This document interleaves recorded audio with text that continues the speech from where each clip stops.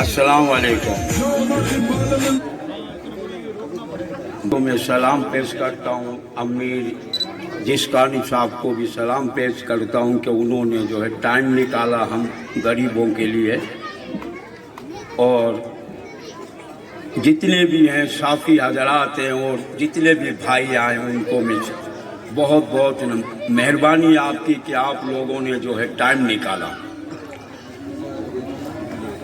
मकसद और जो है कुछ भी नहीं है। मकसद यह है कि इलाके का काम कराना है और टंडो आदम की खुशहाली करनी है।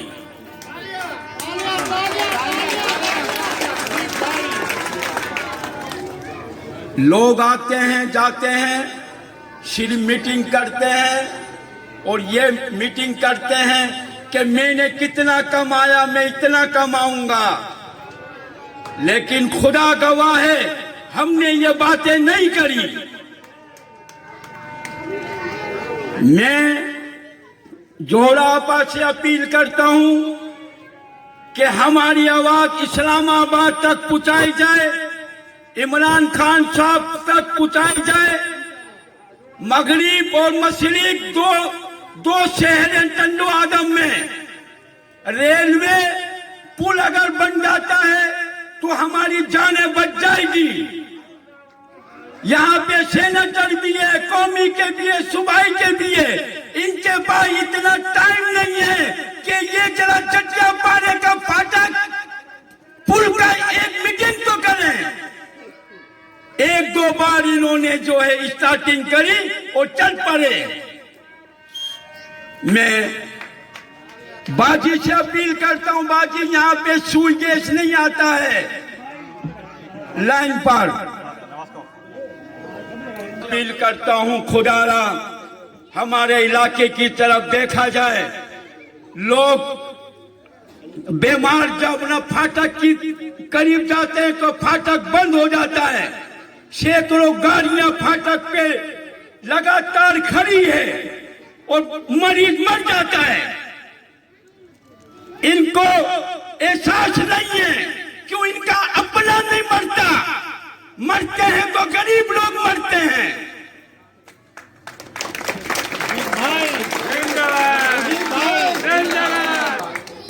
नालबा करता हूं खुदारा इस इलाके में सुई गैस भी बिल्कुल कम आता है, इसका भी हल किया जाए।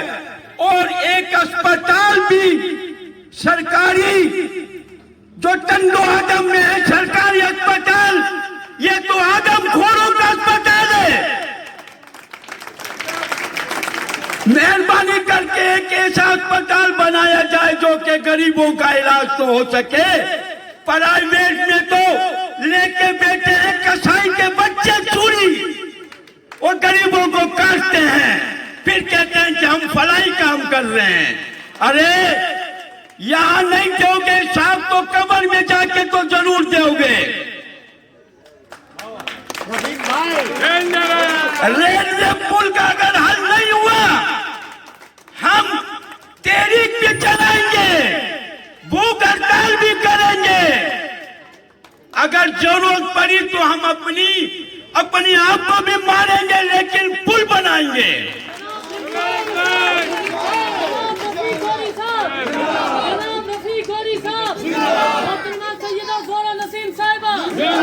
मैं चटियापाड़े की आवाम से अपील करता हूं कि आप इस तहरीक में शामिल हो। इंशाअल्लाह ताला जब हम निकलेंगे तो पुल भी बनेगा। रिमोट वाले चेयरमैन आते हैं चले जाते हैं, रिमोट किसी और के पास होता है। हमारा मुकद्दर ही खराब है। इससे पहले आया वो भी रिमोट वाला चेयरमैन था, अभी भी आया तो रिमोट वाला चेयरमैन है। नालियों की पहले भी बुरी हालत थी, आज भी बुरी हालत है। हम तो न सिर्फ ये कहते हैं कि जरा नालियां तो साफ करा दो, पहले वाले रिमोट को भी बोला, अभी भी बोलते हैं जो रिमोट वाला चेयरमैन। इंशाअल्लाह ताला जो मौजूदा चेयरमैन है ये दोबारा नहीं आएगा। मैं इलाके के लोगों से कहता हूं कि हमें कोई लालच नहीं है, ना मुझे इलेक्शन में खड़ा होना है। हम इलेक्शन में खड़ा करेंगे उन लोगों को जो के खिदमत करते हैं, उनको खड़ा करेंगे। महाराजा ड्राइंग रूम में अपने नुमाइंदे खड़े कर देते हैं जो कि वो दोबारा नहीं आते इलाके में। मैं अपने जटियापाड़े के लोगों से कहता हूं और तमाम इलाकों से कहता हूं, जो भी लाइन पारे आप जो इस तहरीक में साथ दो, इंशाअल्लाह ताला अवामी ताकत के जरिए इस्लामाबाद को अपन जगाएंगे। आपा से मैं अपील करता हूं कि जोड़ापा इस्लामाबाद आप जा रहे हैं, लिहाजा इमरान खान साहब तक ये पैगाम पहुंचाओ कि इमरान खान तक पहुंचाओ कि यहाँ पे एक पुल बनाया जाए और यहाँ पे सूरज बिल्कुल कम आता है, 12-12 घंटे न गायब हो जाता है। ये है गरीबों की है ख्वाहिश है। और मैं अपने जो इस्लामाबाद में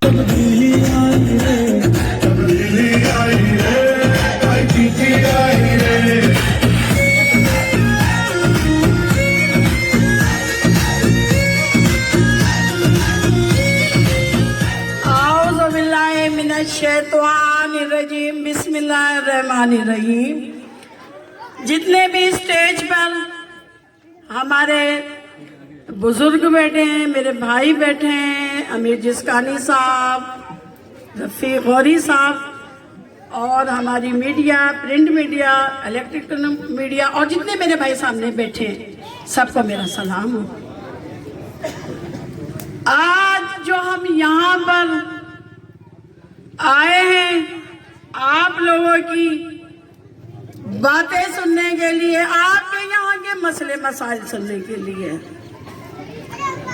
तो जिस तरह से रफीक भाई ने जज्बाती स्पीच की है, तो मैं ये कहती हूँ बहुत कम लोग ऐसे हैं बुजुर्ग जिसमें वतन का दर्द भी है और पार्टी का भी है और आवाम का भी है,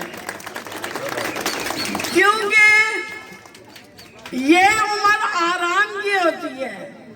और रफीक भाई के जज्बात, टंडो आदम के मसले मसाइल वो साथ लेकर चलना। फिर उनकी फैमिली में आपको पता है कि हमारी भाभी की भी तबीयत खराब है, तो ये बहुत बड़ी बात होती है। घर लेके चलना, आवाम लेके चलना, उनके मसले मसाइल पूरे करना, मेहमान गिरामी को बुलाना।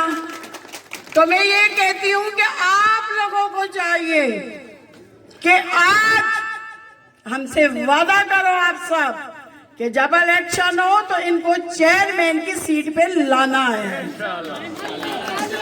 क्योंकि आपने देखा होगा कि पीपी हो या एमक्यूएम हो या नून हो या और कोई भी पार्टी हो, लेकिन कोई किसी को नहीं देखती।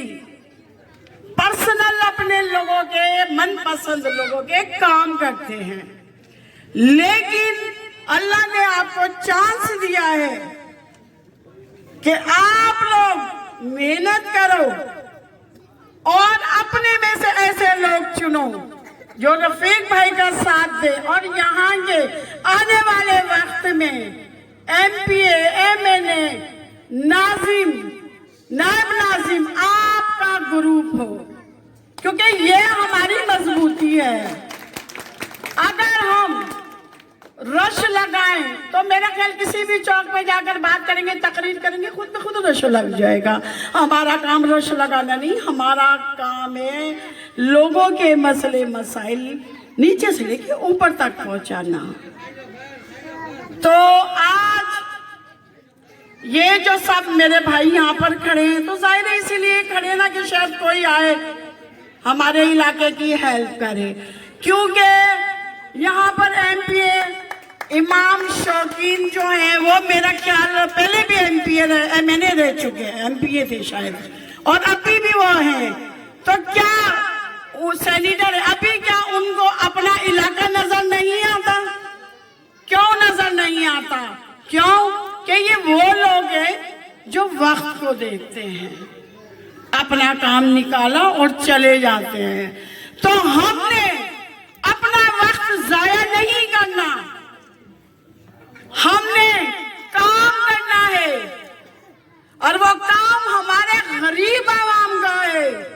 जिस तरह से यहाँ पर हमने सुना है कि अभी पुल की बात हो रही थी और एक्सीडेंट भी बहुत होते हैं, लोग मरते भी बहुत हैं, लेकिन ये मेरा ख्याल टंडो आदम का नहीं, पूरे हैदराबाद का ये मसला है, पूरे सिंध का नहीं कह सकती मैं। क्यों कि हम पहले अपना घर देखें।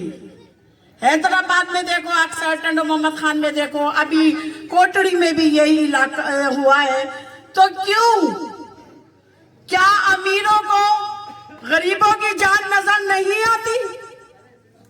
आती है, लेकिन नजरअंदाज किया जाता है, उनके खून को बेचा जाता है। हमें चाहिए कि अगर हम सब कोई भी बात व्हाट्सएप पे लेकर आए, सोशल मीडिया पे जाएं, तो आप लोगों के काम क्यों नहीं होंगे? लेकिन काम कोई रुकता नहीं है। आज मैं आप लोगों से वादा भी करती हूँ कि इंशाअल्लाह ये आप पुल की जो भी है, कहाँ से कहाँ तक बनेगा, इसकी आप फाइल बनाएं और फाइल बनाकर मुझे दें, तो हम इंशाअल्लाह ये आपकी सिंध गवर्नमेंट को पहुंचाएंगे। क्योंकि जब हैदराबाद में ये एक बहुत बड़ा एक्सीडेंट हुआ था, तो सबसे पहले 7 नंबर में करारदाद मैंने पास कराई थी और मैं नायब नाज़िर थी। तो ये जज्बा मेरे अंदर 92 से है। आज की मैं नहीं, कोई जिम्मेदार नहीं हूं या कोई छुपी ढकी शख्सियत नहीं हूं। तो इंशाअल्लाह ये पुल का काम आपका, जैसे कि आपने बताया कि हॉस्पिटलों में जानवर होते हैं, तो आप में तो खुद इतनी ताकत है, आप जाके निकालो, आप मुकाबला करो। क्यों नहीं आप मुकाबला कर सकते? आप मुकाबला कर सकते हो, लेकिन अपनी टीम बनाओ। हम मुंह तोड़ जवाब हर पार्टी को दे सकते हैं। ये मत समझो कि हम जो है किसी के मोहताज हैं। तुम किसी के मोहताज नहीं हो, लोग हमारे मोहताज हैं। तो क्या ये मेरी आवाज ऊपर तक नहीं जाएगी, या यहाँ पर एजेंसियां नहीं होंगी, या मेरी स्पीच कहीं जाएगी तो क्या वो गौर से नहीं सुनेंगे? क्यों कि हम में बड़ी ताकत है। मैं औरत होकर तुम्हें हिम्मत दिलाती हूँ। अरे नाज़िम की क्या हैसियत है कि वो कचरा साफ ना करे या नाली साफ ना करे, उसको लगाओ जूते और बांध दो खंबे से, कैसे काम नहीं करेगा? वो तुम्हारा मोहताज है, तुम उसके मोहताज नहीं हो। लेकिन आप लोग अपने में हिम्मत पैदा करो, एक दूसरे के ऊपर मत छोड़ो। ये सोचो कि ये गौरी नहीं, हम सब गौरी हैं। तो मेरा ख्याल आप किसी के भी आगे नहीं झुकोगे और इंशाअल्लाह आपका कारवां बढ़ता चला जाएगा। क्यों कि मैं खुद अपने इलाके में एमक्यूएम के गढ़ में रहती हूँ, मैं इलेक्शन भी लड़ती हूँ। मैं बाहर निकलती हूँ तो लोग कहते हैं तस्नीम ज़हरा की है। आप लोगों ने मेरा नाम ही गलत कर दिया, मेरा नाम भी याद आ गया कि मेरा नाम है सैयदा तस्नीम ज़हरा। तो ये बात है कि जब आप में जद्दोजहद पैदा होगी, आप गौरी के बराबर खड़े होंगे, तो क्यों नहीं आप लोगों की बात सुनी जाएगी? अगर अभी हम थाने जाते हैं और थाने पे जाकर हमला कर देंगे, तो चाहे एसएचओ हो ना हो, लेकिन एसएचओ को पैदा कर देंगे। तो ये तुम्हारी ताकत है। अभी यहाँ कोई चोरी का मसला हुआ था, तो एसएसपी साहब को मैंने खुद कॉल करी, सांगड़, जिला सांगड़ के वो शहर एसएसपी हैं, तो हमने उनसे बात की। उन्होंने रिटन हमें जवाब दिया कि नहीं मैडम, इंशाल्लाह मैं देखता हूं और जल्द से जल्द ये काम कराता हूं, चाहे वो ना करे, लेकिन उसने हमें जवाब तो दिया। तो आप भी इसी तरह हिम्मत पैदा करें, क्योंकि हमारे अगर वाटर के मसले हैं तो हम सबसे पहले सीओ से जाकर मिले। समझ आ रही है मेरी बात या ऐसे में बोल रही है?